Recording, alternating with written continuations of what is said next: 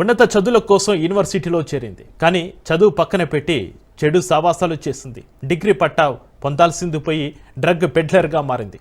Easy మనీకి అలవాటు పడి డ్రగ్స్ దందాన్ని ఉపాధిగా మార్చుకుంది. 25 ఏళ్లు కూడా నిండక ముందే క్రిమినల్ రికార్డులోకి ఎక్కింది. బెంగళూరు నుంచి వచ్చి డ్రగ్స్ అమ్ముతూ హైదరాబాద్లో రెడ్ హ్యాండెడ్గా పట్టుబడింది. ఇంతకు ఎవరా కిలాడి?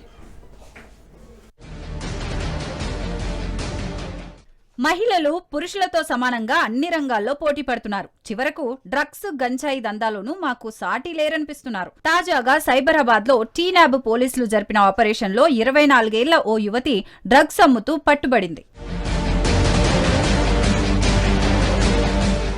బెంగళూరుకు చెందిన 24 ఏళ్ల యువతి శతాబ్ది మన్నా బెంగళూరులో గ్రాడ్యుయేషన్ పూర్తి చేసింది. చదువుతున్న క్రమంలోనే యూనివర్సిటీలో ఆఫ్రికాకు చెందిన మరో విద్యార్థి కోకరాంగోతో పరిచయం ఏర్పడింది. అప్పటికే డ్రగ్స్ మూలాలు ఉన్న కోకరాంగో డ్రగ్స్ ద్వారా వచ్చే ఆదాయాన్ని శతాబ్దికి చెప్పాడు. అప్పటికే ఆర్థిక ఇబ్బందుల్లో ఉన్న శతాబ్ది కూడా డ్రగ్స్ దందా చేయాలనుకుంది. ఆఫ్రికన్ దేశాల నుంచి కోకరాంగో తెప్పించిన డ్రగ్స్ ను విక్రయించడం స్టార్ట్ చేసింది. ఒక బెంగళూరు నుంచి వచ్చిన ఒక అమ్మాయి ఇక్కడ MDMA అమ్ముతున్నప్పుడు ఒక ఇన్పుట్ మీదే మన టీం వెళ్ళి ఆమెని పట్టుకోవడం జరిగింది. ఆమెతో 60 grams of MDMA synthetic drug worth 6 lakhs రూపీస్ని సీజ్ చేసుకోవడం జరిగింది. సో ఈమె శతాబ్ది మన్నా కోకరాంగో అనే ఒక ఆఫ్రికన్ పరిచయం అయి తర్వాత డబ్బుల కొరకు అతనితో కలిసి ఈ డ్రగ్ పెడ్లింగ్ స్టార్ట్ చేస్తుంది.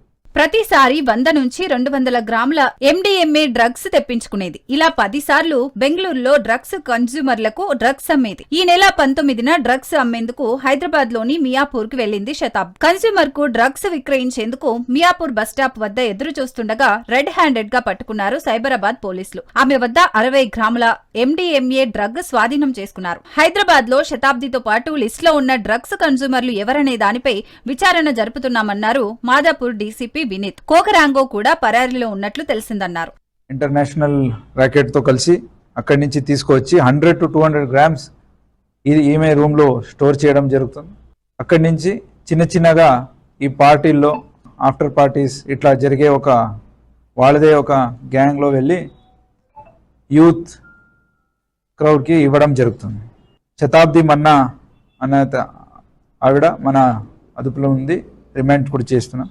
సో అతన్ని తొందరలోనే అతని గురించి ఇన్ఫర్మేషన్ ఉంది, అతని తొందరలోనే పట్టుకొని అతన్ని కూడా రిమాండ్ చేయడం జరుగుతుంది. శతాబ్ది మన్నాపై NDPS యాక్ట్ కింద కేసు నమోదు చేసి రిమాండ్కు తరలించారు పోలీసులు.